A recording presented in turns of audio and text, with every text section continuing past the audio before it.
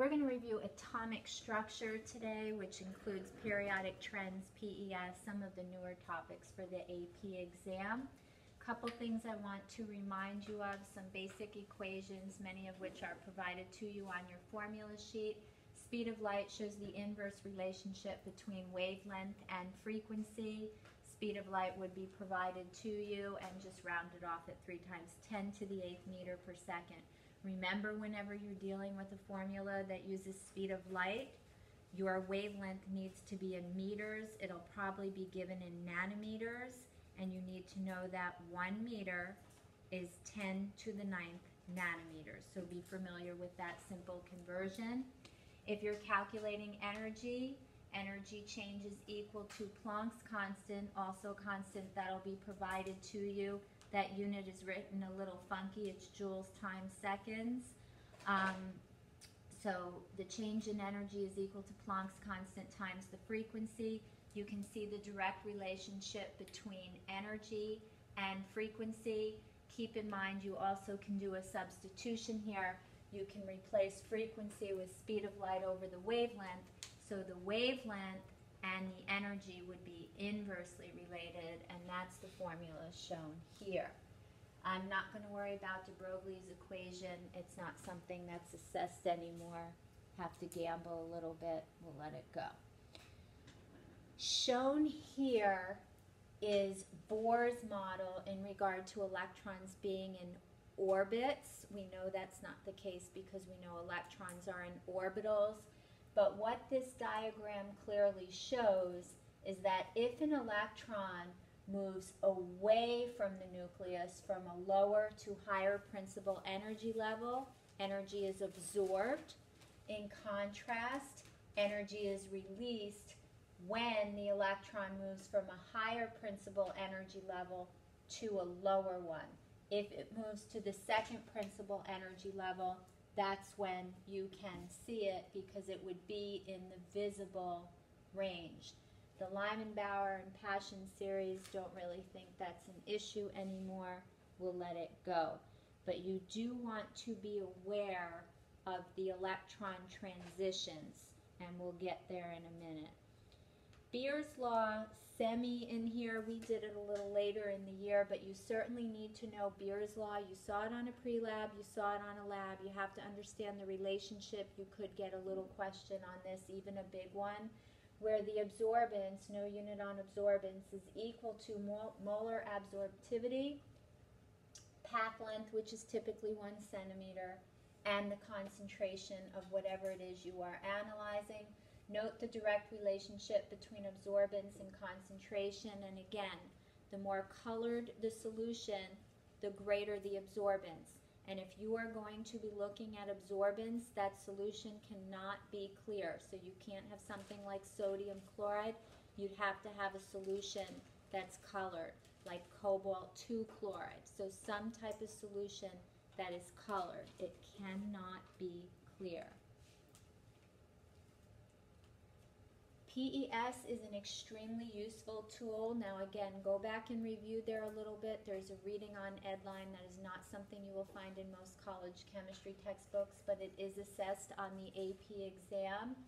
What you're looking at here with PES, here would be an example of a spectrum. Again, the binding energy runs in the reverse direction, so greater binding you're going to see here, where electrons are in lower principal energy levels. So shown here, you've got 1s2, 2s2, so it looks like 4 lines here represent 2 electrons. So in this case, how many electrons would you have? You'd have 4 in here, 4 and 2 would be 8. So that would correspond, for example, to oxygen, where you have 1s2, 2s2, 2p4. And this shows nicely the difference in binding energy of subshells, where electrons in the 2s subshell are more tightly bound to the nucleus than electrons in the 2p subshell. In the event that you got a PES that really ran into the fourth period or higher, keep in mind the D electrons would appear to the left of the 4s electrons. They're very, very close, but this PES is by shell, not by increasing energy level the way you write in electron configuration. So be careful there.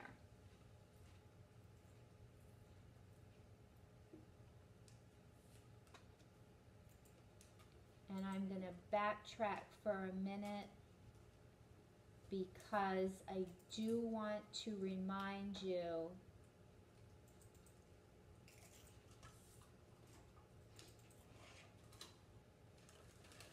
this has been assessed. We've looked at a few multiple choice questions on it. They're usually pretty easy, and this link will tie you into the different types of vibrations and rotations you can see. They would give you some type of chart that didn't include this last column, so you wouldn't have to memorize, for example, that X-rays are in this frequency here. Visible light in regard to wavelength, yeah, it runs 400 to 700 nanometers. Again, I think they would supply you with that type of information. But what is important is, for example, if your radiation type is in the microwave range, that's when you get the molecular rotations. Again, we talked about microwaves, the rotating dish. Infrared, for example, is when you get molecular vibration. That's when we saw the little dancing, flexing molecules. And then stripping away valence electrons can be achieved with visible and ultraviolet light, UV light, whereas if you want to get to the core electrons, that's where you need X-rays. So in PES, to get to those core electron transitions, you would have to zap it with an X-ray. And you do have a really good POGO packet on PES that is really worth a second look. Some of the discoverers and their experiments, I would think if they were really going to ask anything, it would be Rutherford and a gold foil type experiment where they showed that there is a dense nuclear core, protons located there. Later on with Chadwick, we learned that the neutrons were located there as well. You should know Pauli exclusion principle, Hund's rule, as well as the Aufbau principle. But again, most of that is going to be from honors. With mass spectrometry, again, this is an instrument that you're going to use to compare masses of atoms. So if there's ever a question on mass spectrometry, you're really looking at something to do with isotopes and neutrons. And you also have a really good POGO packet on mass spec as well. The procedure showing here with the most massive ions being deflected the least, that'd be like a soccer ball at the beach. And in contrast, the ions that are the lightest would be deflected the most, similar to a beach ball. Be very comfortable with the periodic table, groups 1 and 2 S block, groups 13 through 18 P block, making up your main group or representative elements, your inner transition elements, the D block, and then your F block following after the lanthanide and actinide series respectively. And again, here you would have all radioactive isotopes. The atomic number there is greater than 83. And you can look through here to get a better feel of just how some of the concepts fit together. In regard to periodic trends, we really hit this hard in honors to get you ready for AP, not only memorizing and being able to analyze and make predictions, but also I really harped on the simple explanations. And this year we took it to a whole new level in regard to anomalies. So with your trends, that's indicated as you go across. Typically the trends work oppositely.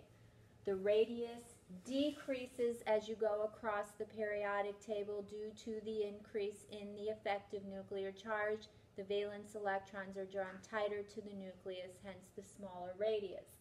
As you go down a group, the radius is going to increase because the valence electrons are in higher principal energy levels farther from the nucleus with more electron shielding. Now, if you understand the reasoning, the trends fall into place.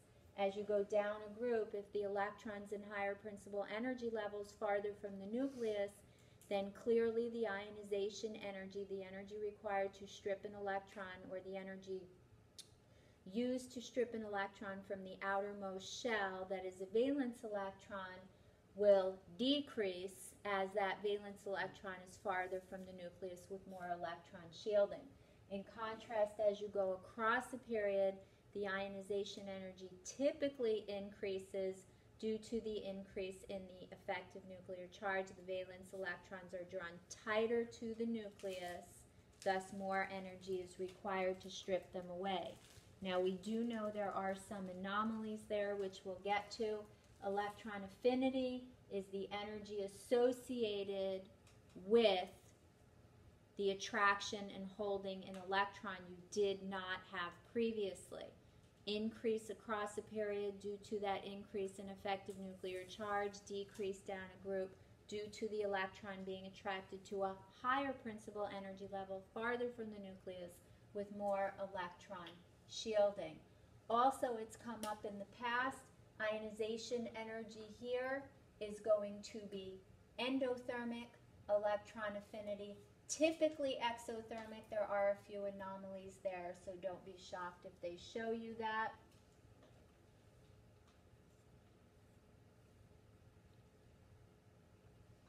And again, some of the reasoning illustrated here. With first ionization energy, the energy required to strip the outermost electron, what you're looking at here is typically it increases across a period, but there's a dip and there's a dip. And be careful here in regard to boron having a lower first ionization energy than beryllium, and the reasoning here is clear. Again, boron's going to have a single electron in the px orbital. Based on PES, you know that the electron in the p orbital is not bound as tightly to the nucleus as electrons in the s orbital of the same shell. And as a result, it actually takes less energy to strip a single electron from the px orbital than an electron from the s orbital, hence the dip. Oxygen also shows a dip for different reasoning. If you're comparing nitrogen and oxygen, you're finishing 2p3, a single electron in each orbital of the 2p subshell. In oxygen, you have paired electrons in the 2px orbital. Those electrons will repel one another, and as a result, less energy is required to strip an electron from oxygen than from nitrogen, and as a result, you get the dip there. And again, you can read through this. It will really help you, and then if you don't feel comfortable with it, go back into your notes. With the electron affinity exceptions here, ignore the first period of hydrogen and helium. What you're seeing there is a general increase, but you see a dip with beryllium, and that's in group 2, a dip in nitrogen. With electron affinity, you're looking at the energy associated with attracting and holding an electron you didn't have previously. Beryllium finishes 2s2, so to attract the electron, you'd be putting it into the 2px orbital. That electron would not be as bound as tightly to the nucleus, hence the dip there. Similarly with nitrogen, you would need to attract an electron to the 2px orbital where you already have an electron, introducing electron-electron repulsion. So again, you've got a few anomalies you want to go back and look at. They're probably going to tell you nitrogen has a lower electron affinity than carbon. Explain why. So you don't have to memorize them as much as you need to be able to interpret them. But the trends are going to be very critical. Make sure you know them, go over every little aspect, and if you understand the reasoning, you'll be comfortable with it. Also, in regard to ion size, to corresponding atom, that's something you also want to be comfortable with.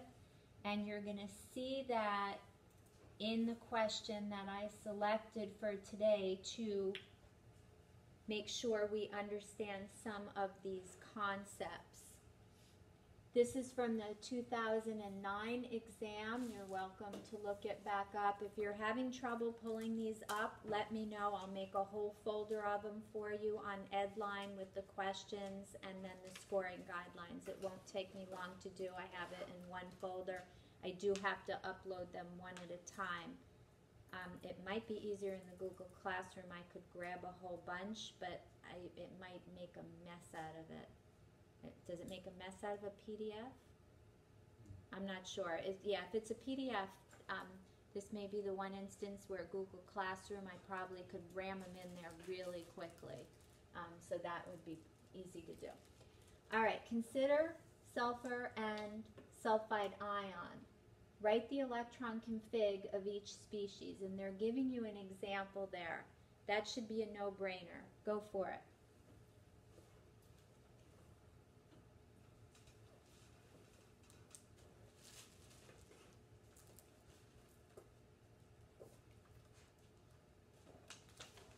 I'm going to try and make this a smidgy bigger.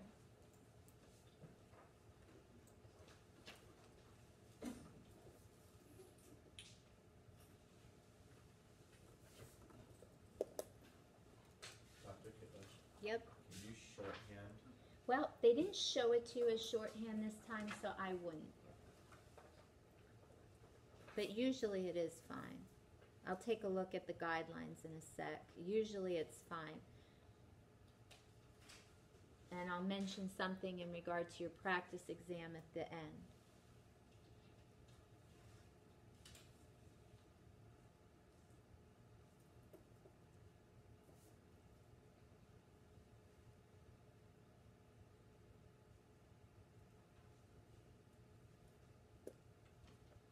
Are we good to go? Yes, yes? Yes, yes? No problems there. And you won't get anything this easy anymore because this is most likely going to be a little wee-wee question, 4 points, maybe asked to write one of them.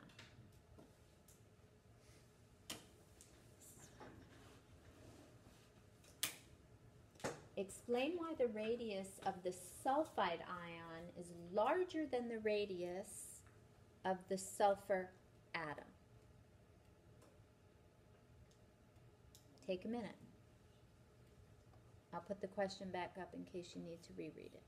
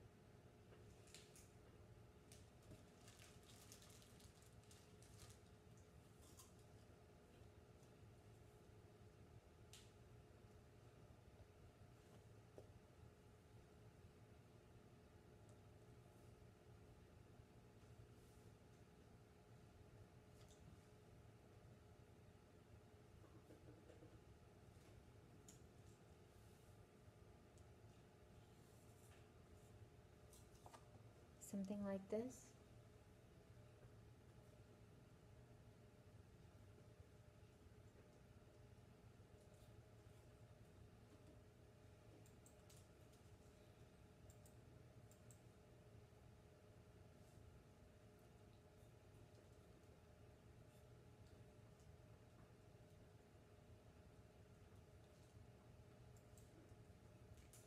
Nowadays, they seem to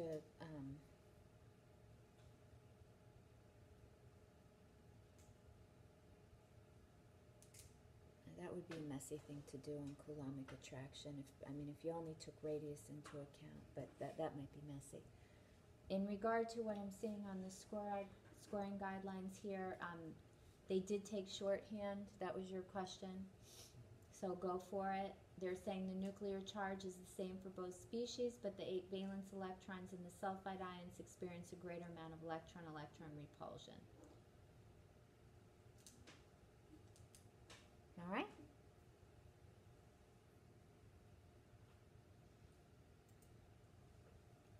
It says, which of the 2 species would be attracted into a magnetic field?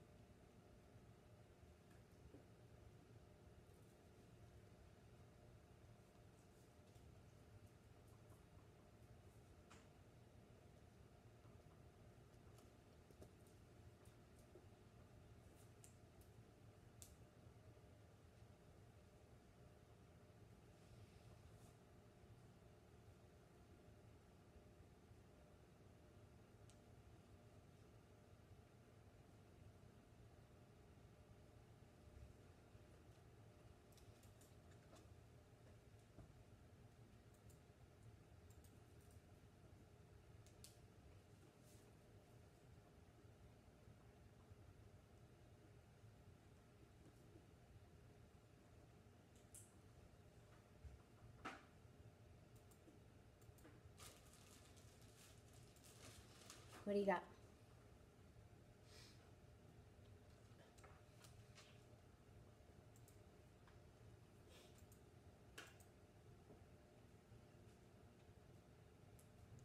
Definitely sulfur. It's paramagnetic. It has unpaired electrons. It says it results in a net magnetic moment for the atom. That would react with the field. Probably is enough to say that it's paramagnetic with unpaired electrons.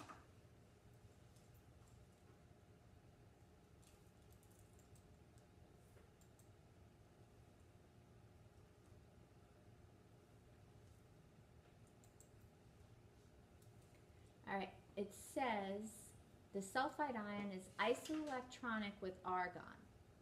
From which species, sulfide ion or argon, is it easier to remove an electron? Explain.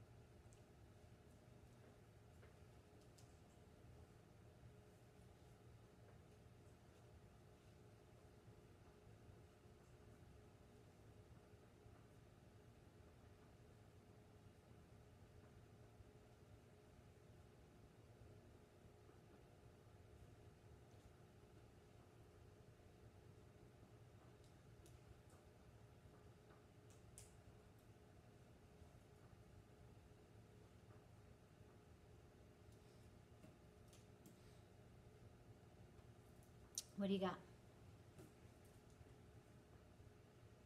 What do you think? Would be the sulfur ion, Why? because the nuclear effective charge doesn't change when it becomes an ion, so it has a weaker pull on the valence electrons, making it easier to strip an electron away. What do you think? You agree? Me too.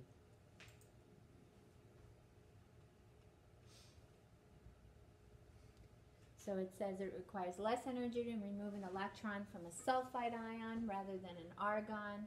Valence electron in the sulfide ion is less attracted to the nucleus, lower effective nuclear charge. Yes, yes, good.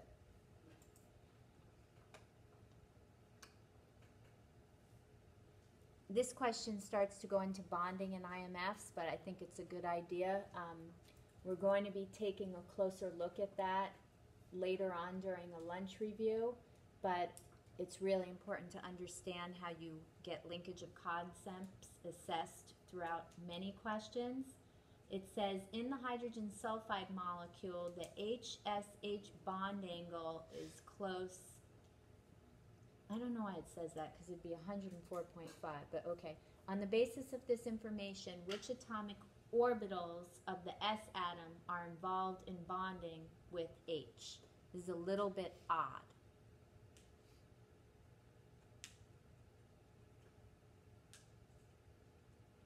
And you don't have to explain it.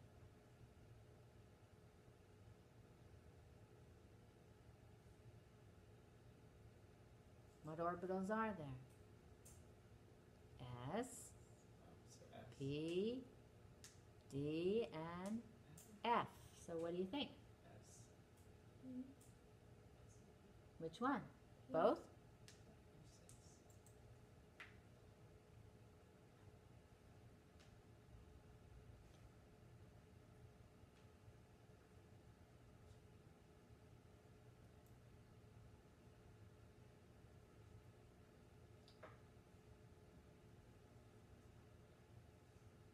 Atomic orbitals involved in bonding with the H atoms are P, specifically 3p. The 3p orbitals are usually mutually perpendicular. Don't look at that question. Don't think they'd ask that anymore.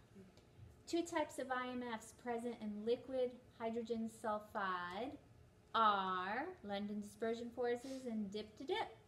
Compare the strength of London dispersion forces in liquid hydrogen sulfide to the strength of London dispersion forces in liquid water. Why would one have greater LDFs than the other? It has more electrons and is therefore more, starts with a P, polarizable. Compare the strength of the dipole-dipole forces in liquid hydrogen sulfide to the strength of the dipole-dipole forces in liquid water. What's going to determine a greater dipole moment? Electronegativity. Looking at the periodic table, which substance, O or S, has the greater electronegativity value? O. Why?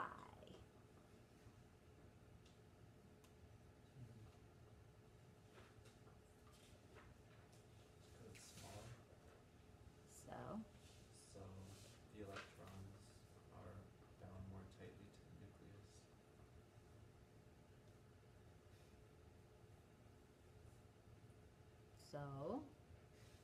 I'm not sure you have to know it.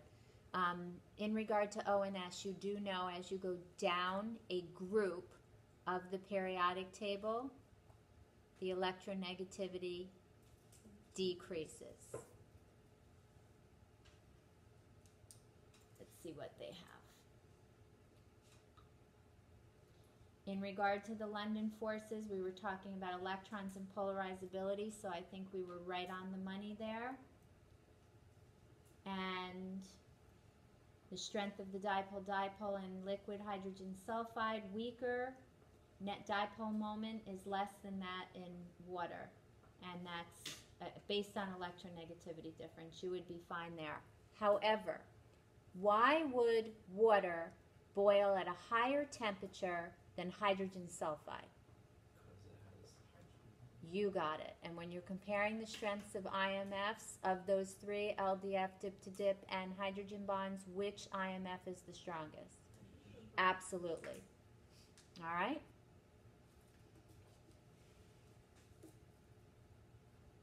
I've got a second thing I'll show you in a sec. Any questions here? Helpful in regard to trends? Is it coming together? I'm kind of confused about the dipole strength one.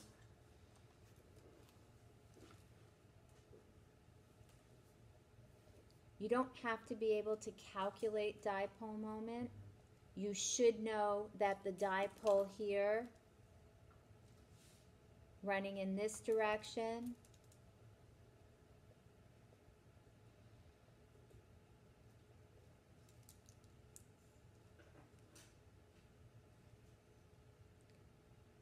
dipole here as well, not as great.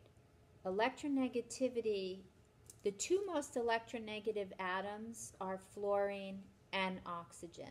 You know that oxygen has a greater electronegativity than sulfur, because if you look at the periodic table in the second period, here's oxygen and here's sulfur, and you know as you go down a group the electronegativity values decrease. And if you can't remember that, just think about where fluorine is in the top right corner, if you will, and that's the most electronegative, so you know it has to increase across and decrease down. The greater the electronegativity, the greater polarity of this bond, giving rise to a greater dipole moment. Okay. All right? So again, review the trends, review the anomalies, the IMFs, etc., and I think you'll be very successful with these types of questions.